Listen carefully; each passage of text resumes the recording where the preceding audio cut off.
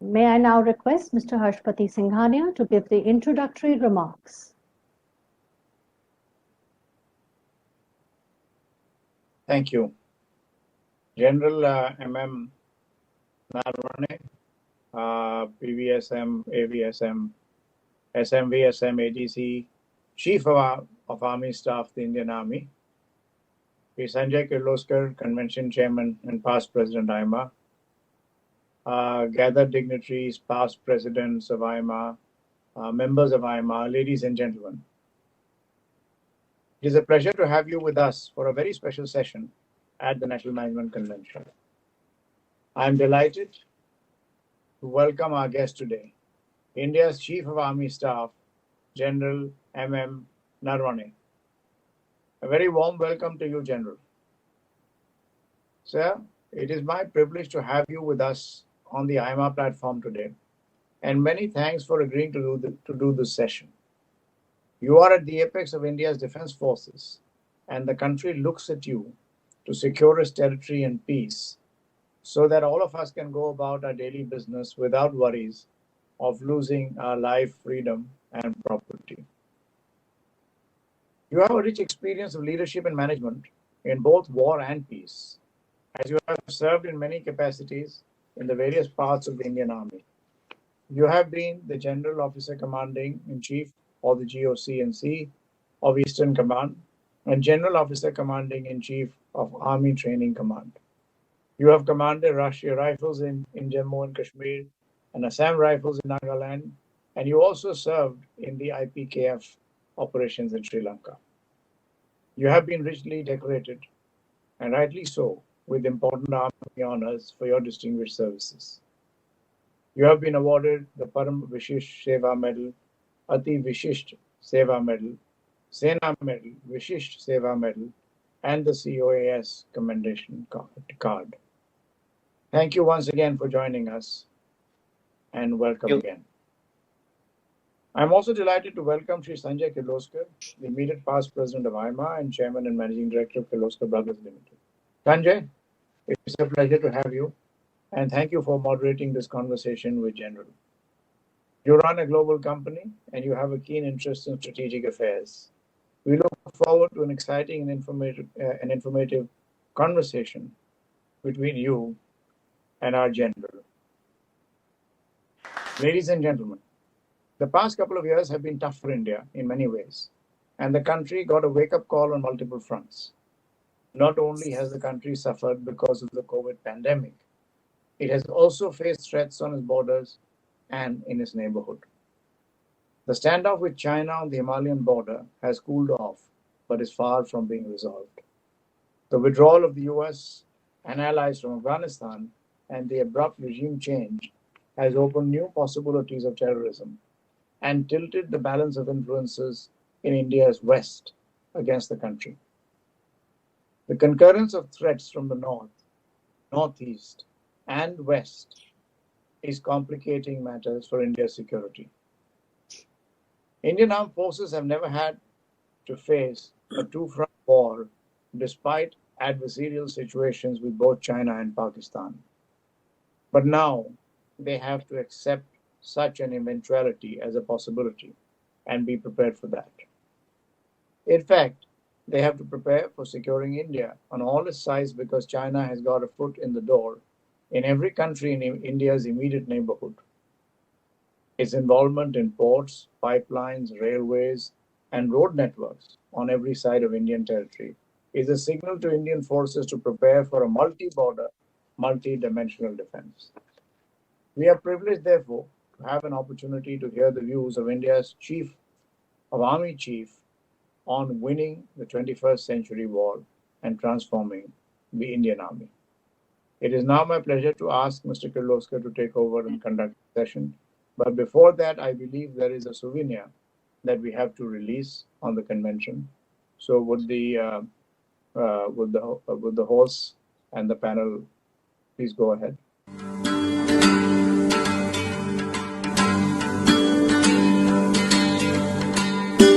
So may I request the dignitaries on the digital dais to join us in the release of AIMA's digital souvenir for the year 2021.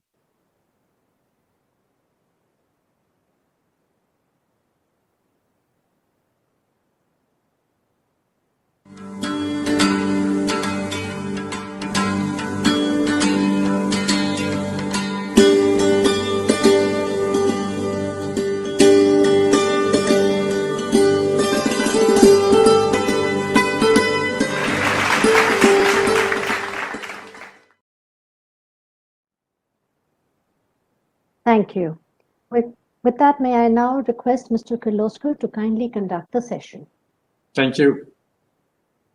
General Naravane, PVSM, AVSM, SM, VSM, ADC, Chief of the Army Staff of the Indian Army, Mr. Harshpati Singhania, President AIMA and Vice Chairman and Managing Director, JK Paper Limited, ladies and gentlemen. It's a great pleasure to have you join us for this session with a very special guest, India's Chief of Army Staff, General Naravane. General, it is an honor to have you with us on the AIMA platform, and many thanks for agreeing to do this session with AIMA. As our Director General mentioned a few minutes ago, AIMA has had a long association with the Indian Army, and we've had the privilege of hosting some of the former chiefs of the Indian Army. The College of Defense Management, Secunderabad, is an institutional lifetime member of AIMA, and AIMA has a memorandum of understanding with CDM-S to certify its higher defense management course and senior defense management course, and also to recognize its management faculty. AIMA offers its own management courses to Army officers at a discount and exempts them from the entrance exam. In addition, AIMA regularly organizes industry visits for CDM's offices through its local affiliates, and AIMA's leaders have also delivered talks at its campus. In the past, AIMA has engaged with the Army think tank called Center for Land Warfare Studies, or CLAWS, and contributed to many of its leadership events. We will be pleased to revive that partnership whenever possible. In fact, AIMA would be happy to be a bridge between the Army and Indian industry. I do hope your presence here today would help bring industry through AIMA closer to the Indian Army. We are all delighted to have you with us, and we look forward to an informative and exciting conversation with you. Ladies and gentlemen, in this session, we will discuss the emerging nature of wars and the new capabilities required by the Indian Army to win. In this 21st century, there has been an acceleration of the trend of depersonalization and delocalization of wars. Most of the cross-border killing in this century has been done by remote-controlled weapons, which are often operated from distant continents and seas. GPS and computer-guided guidance weapon systems have reduced the need for boots on the ground. And now space has become the new frontier of war between nations. And some countries have already set up forces dedicated to space warfare. Technology is changing the way wars are fought, and any national army has to reinvent itself to have a role and make a difference. Besides technology and the skills of war, the objectives and the vocabulary of war have also evolved in the 21st century. Now, conflicts are mostly extraterritorial and about strategic interests and influence. Often, the aim of use of force is to change behavior than to gain or occupy territory. In fact, since the Second World War, there have been very few wars for territory, and even fewer have been successful. Also, the change in the maps of countries has been achieved more often by international intervention than by national armies. However, this trend is beginning to run out, as the generation that learned the lessons of war is now gone. And there is a resurgence of national grievances and pride. This potent cocktail of economic and ethnic anxieties has created friction in every part of the world. And in this edgy world, India needs to rethink its security strategies and capabilities. India must continuously upgrade its armed forces in terms of equipment, know-how, and personnel. We also need to form military alliances and build our military industrial capacity. Also, given that threats are developing all around us, we may have to consider a role for our armed forces beyond our country's borders. Therefore, we are privileged to have the Army Chief with us, and we have an opportunity to learn from him about the future of war and the Indian Army. General Naravane is the 28th Chief of Army Staff. He was previously the General Officer Commanding-in-Chief of the Eastern Command and the General Officer Commanding-in-Chief of the Army Training Command. In his long and distinguished career, he has led the Army in containing insurgency in Jammu and Kashmir, the Northeast, and he was a part of the Indian peacekeeping force in Sri Lanka. He has been a teacher at the Army War College in Mahu and has served in the Ministry of Defense's Integrated Defense Staff. He is also a fellow Punekar, and therefore I'm delighted to have this conversation with him. It's now my pleasure to invite General Naravane to make an opening statement. Go ahead, General.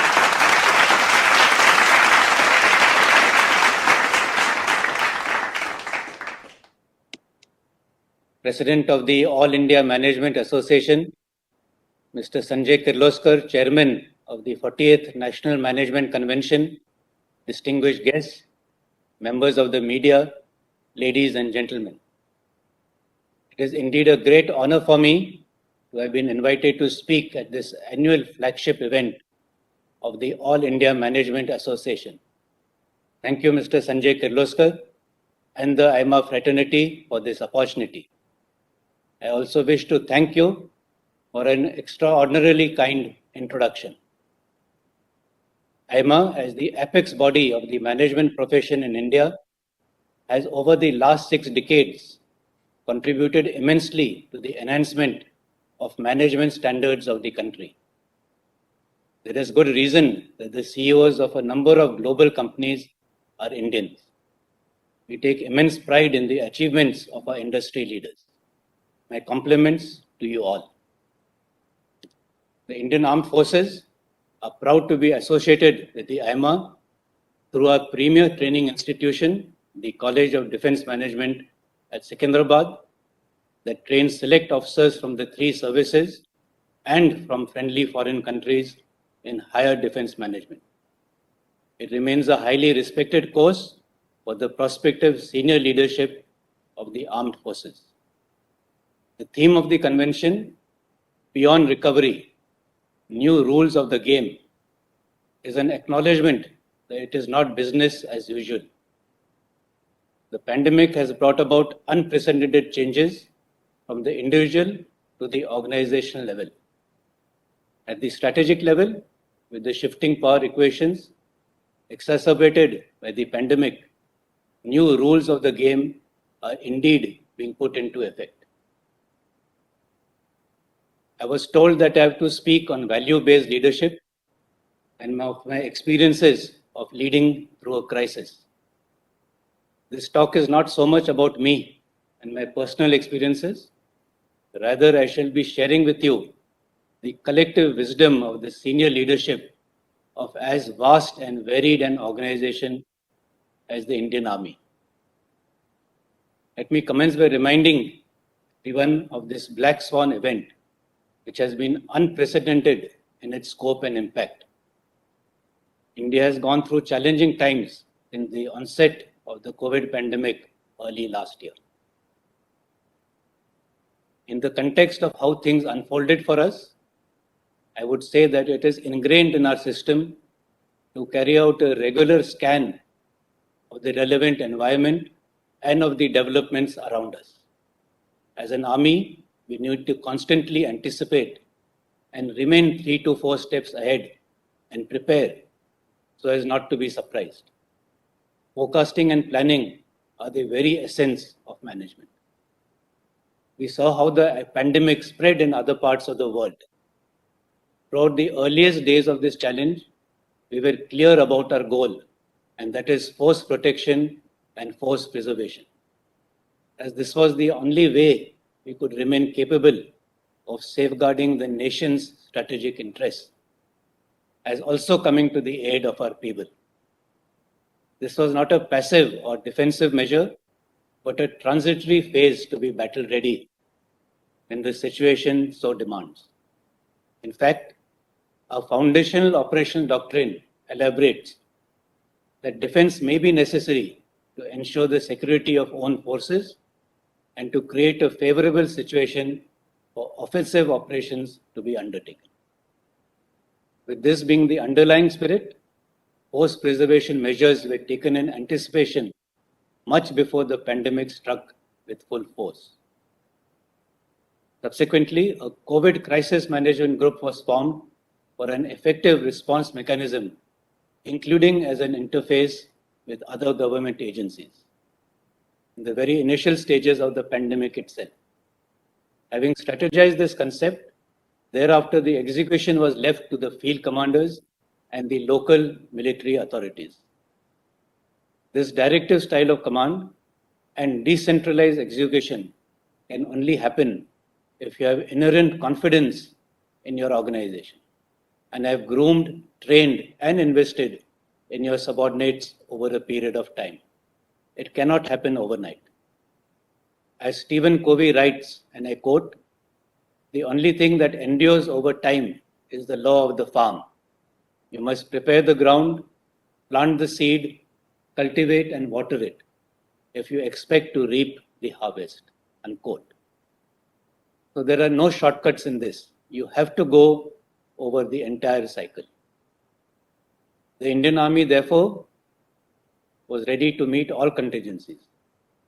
As it so transpired, when the crisis developed along our borders in eastern Ladakh, our decision for force preservation benefited us as we were in a high state of operational readiness.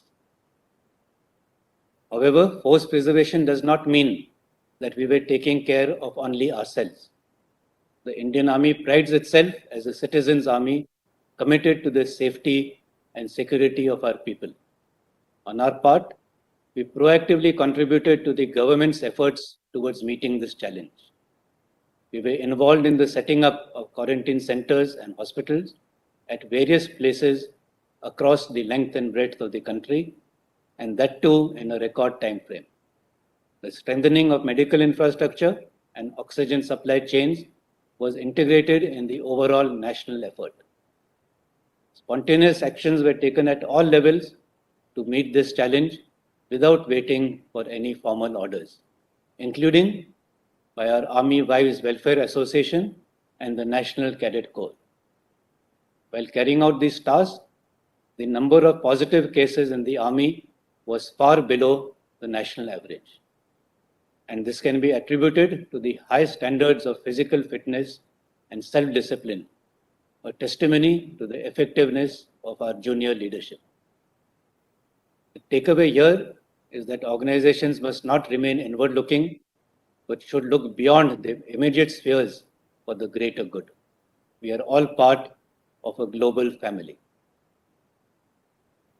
Even during the crisis, certain functions did not cease. You could shut down schools and offices, factories and shopping centers, but you could not cease security. Our borders had to be protected. The soldiers had to discharge their duties. As the situation warmed up along our northern borders, our Jawans rose to the occasion. They had full faith in their leaders and were willing to work through all challenges and difficulties to achieve their objectives, and all this within the given resources. This was possible because we had war-gamed all likely contingencies and possible options beforehand. The COVID cloud also had a silver lining. For an army of our size, coupled with the challenges of live and active borders, this crisis has been a defining moment. It forced us to introspect and improve upon our processes and reinvent our procedures. People on their own came to acknowledge how the power of technology can be harnessed and utilized. All inhibitions were shed. As an organization, it has made us more efficient. I can proudly share with you all today that our training academies and institutions remained fully functional over the last 18 months. We devised innovative methods to achieve this. Our training academies recalibrated their approach with reliance on digital platforms to include online classes and extensive use of simulators. Training such as weapon handling and actual firing on the ranges was carried out in a staggered manner. Special trains were mobilized in bio bubbles across the length and breadth of the country. Physical activities with requested distancing are now part of the routine. All this has been achieved through the strict enforcement of laid down policies, including national and state level policies, and more importantly, through self-discipline by the rank and file of the Indian Army. Now that we are in a relatively stabilizing phase of the pandemic, there is a need for us as leaders to look beyond to the future. We need to get things back on track. Leaders cannot be passengers riding the bandwagon. You need to lead the recovery, adapt quickly, and chart a new course for the future. As leaders, it is important, therefore, to develop this ability to zoom in and zoom out, to assess a situation and calibrate your responses. One should be able to zoom in to understand the intricacies of a problem, and then to zoom out to see where it fits into the larger mosaic, and then zoom in again to actually fix the problem. The larger picture or context can never be lost sight of. Accordingly, as the situation unfolded in eastern Ladakh, while focusing our efforts on the northern border, we did not ignore the rest of our borders. Sufficient forces were maintained in high readiness along our western and eastern borders to respond to any misadventure. There is also this tendency to get embroiled in the nuts and bolts of a situation, a do-it-yourself approach. It often results in avoidable interference and lack of freedom to subordinates to execute a task, leading to delays. Although this is more true in hierarchical organizations like the Army, it is equally applicable in the corporate sector. Imagine a situation when you launch a startup. You, your best friend, and perhaps your wife execute all the functions, from being the CEO of the company to the delivery boy. But as you expand and grow, you hire additional managers. But that urge to continue to micromanage as you were used to often leads to suboptimal utilization of your workforce and your resources. In our case, while the senior hierarchy formulated the plans, the execution was always left to the commanders on the ground. Trust begets trust. Leaders should be seen, more so during a crisis. All our commanders were out with the troops. That's how it has always been, leading from the front. It not only helps you to get a feel of the ground and appreciate a situation better, but also to take timely and correct decisions. Risks and hardships have to be shared. It is well accepted that the strongest bonds are those that are forged in adversity. As we rise up the ladder, we must graduate from being a fault finder to one who provides encouragement and offers alternatives. Our subordinates should be looking forward to our presence without a feeling of impending doom. We must provide the larger course correction, the fine tuning, and leave the fault finding to the appropriate level.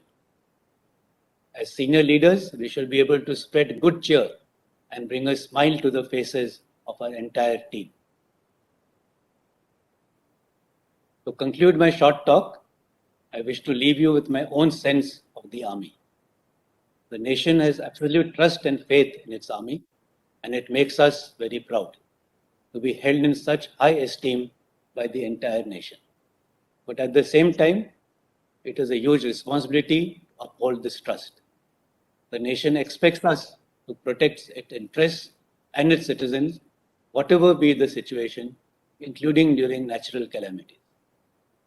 We are extremely conscious that come what may, we have to live up to the expectations of our countrymen. We cannot afford to fail, as there are no runners-up in war. So we train hard and fight hard, with many making the supreme sacrifice in the line of duty, uphold this trust that has been handed over from father to son, from one generation to this next. It is these soldiers that one is honored and entrusted to lead. As leaders, we embrace this duty with absolute commitment and then try to do our best. With these thoughts, I wish to thank the AIMA for giving me this opportunity to share my views with all of you on this interesting topic. Ladies and gentlemen, thank you for your patient hearing. I wish you all, your families, and the organization that you lead and represent good health and prosperity in times to come. Thank you, and I'm now open to questions. Thank you, General. You really explained the ethos and the beliefs of the Indian Army so well. You mentioned about admiration, and we all admire our Army and the values it upholds. The usual quick reactions of our Army, like during the pandemic, have always ensured actually that normalcy, wherever it's sent, normally it returns very quickly, it's restored very quickly. So we're all very grateful to all the members of the Indian Armed Forces for keeping us safe and secure. So with that, let me start the first question with the first question, because there have been tremendous changes in the last 1 month in our neighborhood. And so that my first question would be about that how does the Indian Army view the return of the Taliban rule in Afghanistan, and what could it mean for India's security? As I mentioned in the beginning of my address, that we always continue to do a regional and environmental scan, and based on that scan, we do keep reviewing what our threat perceptions could be. And based on those threat perceptions, we recalibrate our possible responses. So that is always a work in progress. And as I said, we will always be prepared to meet whatever security challenges flow out of this change situation. Okay. Last year we had the Chinese incursions. So, the question in everyone's mind is, I think, what are the lessons of these Chinese incursions? And how are we changing our strategies? How is the Indian Army changing its strategies and capabilities of border patrol and protection? You did mention in the beginning that the nature and character of war is changing. So I would like to, in this context, elaborate on that a little bit. That while the nature of war remains constant, it is the character of war which keeps changing over a period of. So I would like to give the example of time. So just like the nature of war is constant, time is a constant. But the character changes. How you tell the time, whether you tell it in 1 a.m. or 0100 hours, whether it is a wristwatch or whether it is a wall clock. That is the character. The time is a constant. So the nature of war is a constant. The nature of war will always be to impose your will on the opponent. And again, as you mentioned, not necessarily through territorial gains. It is how you modify the behavior. So that nature never changes. It is how that change is brought about, how that imposition of one's will is brought about. The methodology of that will always be changing all the time. So similarly, as we go along, we will also be continuously monitoring the developments in various fields, whether it is land-based or space-based. And based on these changes, we will also continue to refine our operational strategies and doctrines. Yeah. Now, especially in industry, we see that there is actually a war in the marketplace. It's a war for market share. And countries also try and see that their companies are based in the best land in the best possible situation to capture markets. Not so much territories. People now, I think, feel that it's pointless to take territories and people and look after them. It's better to capture markets. So I'll take a few questions because I think on the chat there are questions coming up. How prepared is India's army for a multi-front war, given that China is practically encircling us, whether it is in the north or the string of pearls that they claim to have in the Indian Ocean? How prepared are we to fight a war which could be a multi-front war? Well, I think all of us know that to our west and north we have unsettled borders, and obviously along with these unsettled borders there are challenges that we face. But these challenges are not insurmountable, and if the need arises, we will be always ready to tackle both these challenges at the same time. Of course, there will be always a primary front and a secondary front, and the focus will be on the primary front as we try and contain the second one. And that is the overall strategy as far as we are concerned.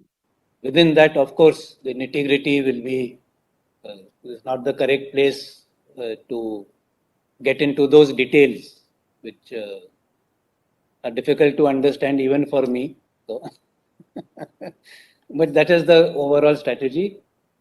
Act on one, contain the other. Yeah. Okay. General, I'm conscious that it is now 1 minute past the time that you were told this session was going to end. If you are okay, can I ask one or two more questions? Yes, or... please go ahead. Yeah. Okay. Thank you so much. So the next question is about, everyone is talking about offensive and defensive digital weaponry.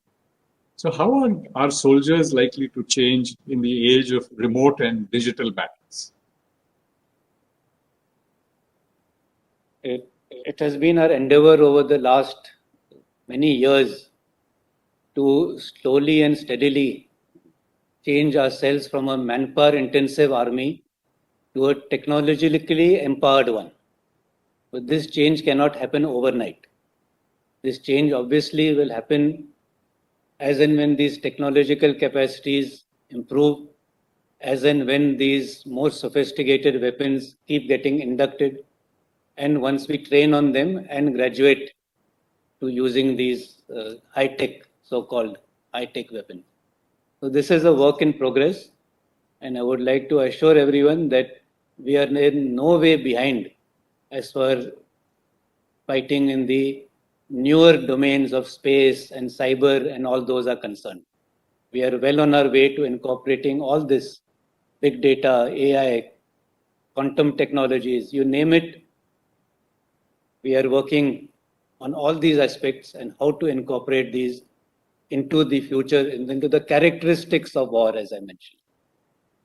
So it's nice to hear that, because one of the questions that had also come was where do the Indian Army's technological capabilities stand in comparison with the top 10 economies of the world? And I'm sure that the Indian Army is on the lookout and also has developed not only its people but also the weapons to fight in this new age. We have so last question. We have made a rapid strides in this, and I would also like to elaborate that we are in partnership with the academia, with the industry, with various IITs. Our officers are even deployed and sent there on attachment for fostering a very close partnership so that in no way should we lag behind.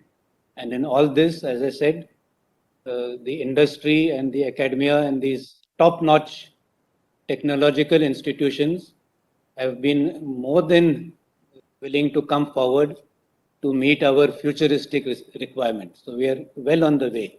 So we are no way lagging behind. And a final selfish question. What can AIMA do to help Indian Army officers in managing change and leading an increasingly more complex organization? I think you hit the nail on the head when you said managing change. So the only constant is change. Yeah. As the old adage goes, that more difficult to get a new idea into a military mind is to get the old idea out. So we need to empower our officers, especially the junior leadership who will be occupying senior positions in the army, to be open to change, to have a wider horizon and wider perspectives, as I said, to be able to zoom out and see the bigger picture rather than being too focused into the nitty-gritties of their own jobs or the arms or services in which they are. You have to see the bigger picture and be able to adapt to changing circumstances. Yeah, it's not. We also have the same problem of senior people being very resistant to change, but there is absolutely no choice for any one of us. So, General Naravane, thank you so much for spending this time with us. We went beyond our time. I believe this was a wonderful session. You're very candid in your views, very upfront. And I'm sure with the answers that you have given, especially on digital warfare and what's going on in the neighborhood, everyone who is on this call is possibly very secure in their knowledge that regardless of what challenge is thrown at the Indian Army, we will be safe. So thank you very much, General Naravane, for accepting our invitation. Thank you very much. And thank you everyone who has been watching so patiently. And I look forward to meeting some of you all in person in the future. Thank you. Thank you so much. Thank you very much for your time. Thank you.